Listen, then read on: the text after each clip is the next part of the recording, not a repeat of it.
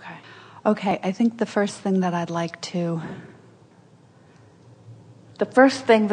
get positive momentum going on is, how do I manage the gap that occurs between, I do find that things show up incredibly quickly when I get on a high-flying disc, which I'm now learning to do with real frequency. Yeah.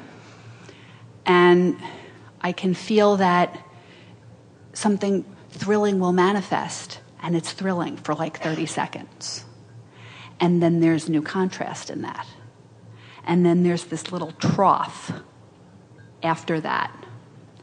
And I know that there's bigger, more complex coming, that there are grids. Well, you're overthinking all of it, really. You're really overthinking There's all of it. There's no question in my mind about that. So when you've got that high-flying momentum going and you say it lasts about 30 seconds, can you keep it going for 68? Sometimes yes, and sometimes no. But we only wanted you to tell us the sometimes yes part. But, okay, so here's a question about that. That's perfect and leads into this thing that I've been playing with about that, the balance and the interplay. Well, here's the thing. Don't lead us into anything that you know we're not going to like. I think you're going to like this. All right, then lead us in. Because I think it's kind of cool. Lead us in, but pick your disc and then lead us in. Okay. That's all we're saying. All right, here's my disc. My disc is loving and appreciating everything, including contrast and negative emotion, because they create rockets of desire that expands everything. Yeah. Step one moments matter a lot. That's what gets the momentum going in that vortex, yes? Yes, and here is one way that I know I can manage that place that works for me, and I think I'd like to grow it a little bit, which is I can go pretty quickly now from I'm feeling a negative emotion to the appreciation of my inner being for my willingness to be here in the physical experience that has that. Well, that's pretty remarkable, because that's jumping discs, and you must be catching it early on. It may be, because now I'm beginning to build, like that's beginning to feel like something of a grid or something of a relationship to me. Like after an earlier conversation that I had with you all, I named my inner being Grace so that I could have easier conversations between my physical and non-physical, and we converse all the time now. Yes. And I received this very loving, gentle, mothering, like when you talk about you watch a little baby trying to walk and falling on its rear end and you don't say, "Get up, you little moron." And in my family, we don't say, "Get up, you little moron." We say, "Oh my God, you're crippled." And it takes some time before we realize, oh no, you're not crippled, you're an infant. And well, now, not any of that is true. In other words, you took a perfectly delightful story and turned it into a reason to explain your dysfunctional family. No, but what I'm saying is my inner being is the one who always says, "Oh, that's okay, you're totally getting your balance, everything is fine, everything is cool." Well, tell that story and don't tell the other one. But I think part of what I'm saying is my inner being is going, sometimes there's a value in telling the other story for 2 seconds for the path to the improved story. Well, your inner being is never denying the advantage of you exploring contrast.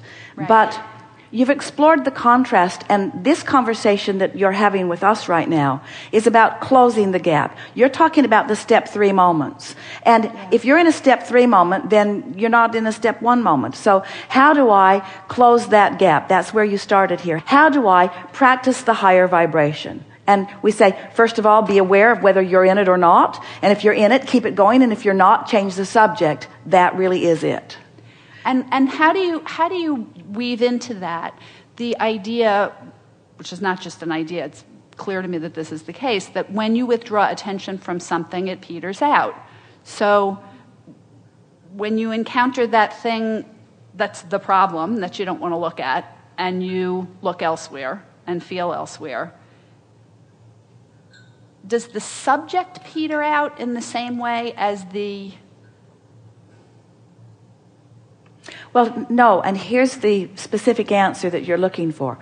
So, in knowing what you don't want, you send this rocket about what you do want. And so, that's a momentum. It's a momentum that you keep contributing, and then Source rides that rocket and gives attention to it. And so, the momentum of what you are wanting is really building. It's built to a very high, fast-moving momentum in your vortex. A momentum that often you are not up to speed with at all. And so, when you pick up the subject, and we've been describing every subject is two subjects, what is wanted and lack of what's wanted. So there's a vortex version of it that is spinning very fast, and then there's a grid version of it, which is your perspective, that could be spinning very fast. And sometimes you want it, but you want it, but you want it, but you want it, but. So the momentum seemed like they're almost equal in terms of your airtime.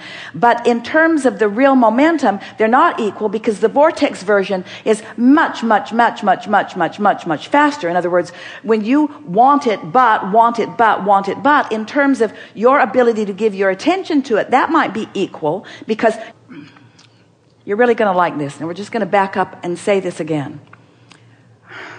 You're really going to like this. So, do you acknowledge that you have built a vortex version? Oh, yes. And that it's been coming over time? Yes. And do you acknowledge that your source is focused upon what you want, and that that's spinning really high, that that's a well-being that is tremendous, and that when you allow it to manifest, it will be a big deal? Absolutely. That's step 1 and step 2. Now we're talking about step 3, which is your choosing of the discs. So, I know what I don't want. I know what I do want.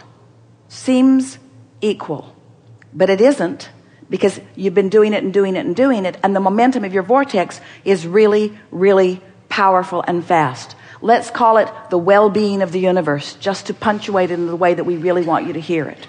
It's huge. And when you stop doing that thing you do, then you'll move right into that. In other words, when you stop holding your cork under the water, it will flow right into vibrational alignment with all that's in your vortex. You following us so far? We've been talking about that for a while.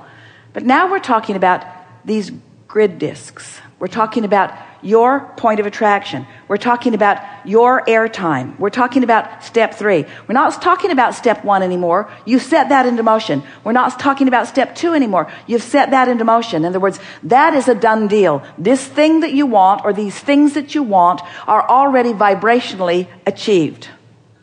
So now we're talking about your point of attraction. And in your point of attraction right here, right now, you might be giving some airtime to wanted, some to unwanted, some to wanted, some to unwanted, some to wanted, some to unwanted. We're just talking about your attention to the subject. Some to wanted, some to unwanted, some to wanted, some to unwanted, some to wanted, some to unwanted. Your vortex exists apart from that. Your vortex has already accomplished everything that you're asking for. All of the cooperative components have already been gathered. We're not talking about step 1 and step 2 anymore. That's already a done deal. We're talking about what you're doing. This disc, this disc, this disc, this disc, this disc.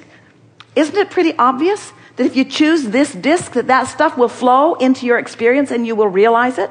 Do we really have to talk about anything other than step 3 anymore? Are we confusing you with these discs? Do you understand that the discs are about the grid, that the discs are about your point of attraction, that the discs are about your now vibration? The discs are about what you're doing right here, right now with your vibration. They're about you selecting the frequency from which some vortex is going to yield to you, depending upon what disc you choose. So choose anger and watch who jumps on your disc with you. Oh, they jump in from all over the place. And you say, what am I doing wrong? And you get all intellectual about it. And you want to talk about the rights and the wrongs of humanity and the inappropriateness of their behavior. And we say, oh, what a waste of conversation. Why do you want to talk about anything except better disc choosing? Better disc choosing is the only thing you want to talk about. You've done all the rest of the work. Step 1 is done. Step 2 is done. Choose better discs. That's the only subject. So every question from now on ought to be, how can I get on this disc? What can I do to get on this disc? How can I stay longer on this disc? Can you help me get on this disc? Do you think this is a good disc? How does it feel? Terrible. Then no, it's not a good disc. In other words, if you're acknowledging a handful of general things, I want to feel good in my life. And I want to feel accomplished. And I love the feeling of momentum. And I like the feeling of accomplishment. I like the feeling of success. I like the feeling of getting things done. I like the feeling of empowerment. I like the feeling of self-empowerment. I like the feeling of free flowing. I like the feeling of being in the flow. I like the feeling of moving with the laws of the universe. I like the feeling of me getting to choose.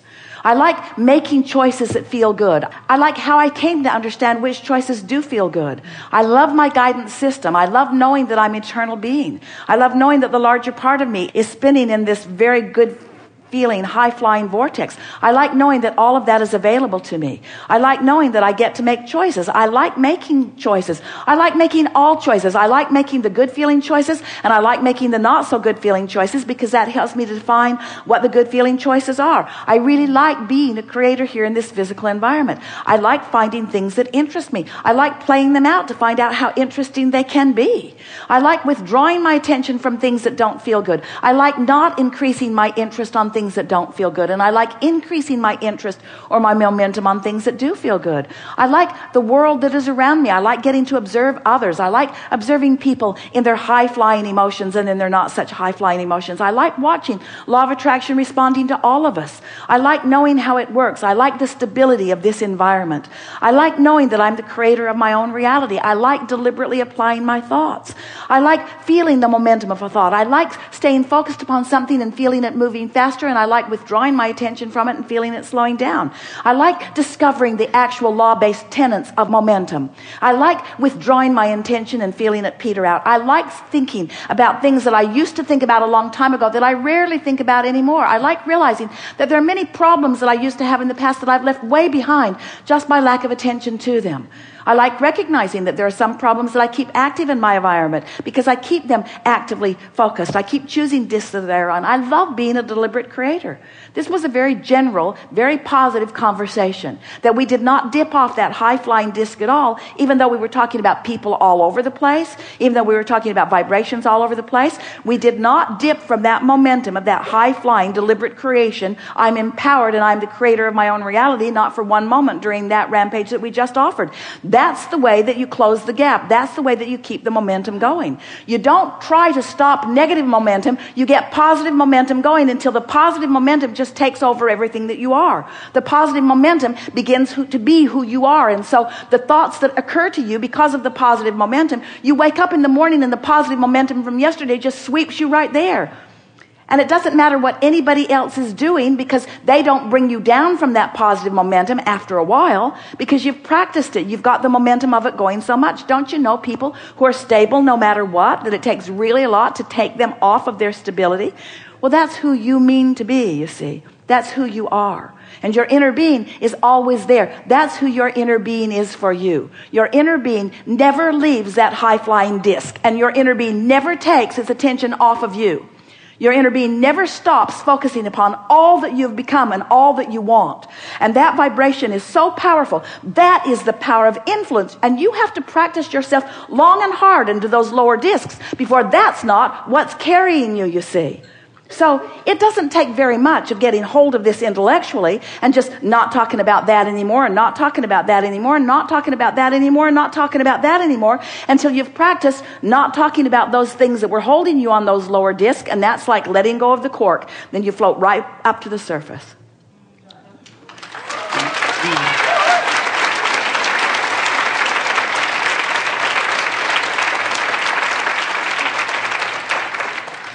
That was so breathtaking and breath-giving. And so resonant with who I am and what so I know. Perfectly and resonant. so perfect that it makes me not want to say anything else that might detract from that.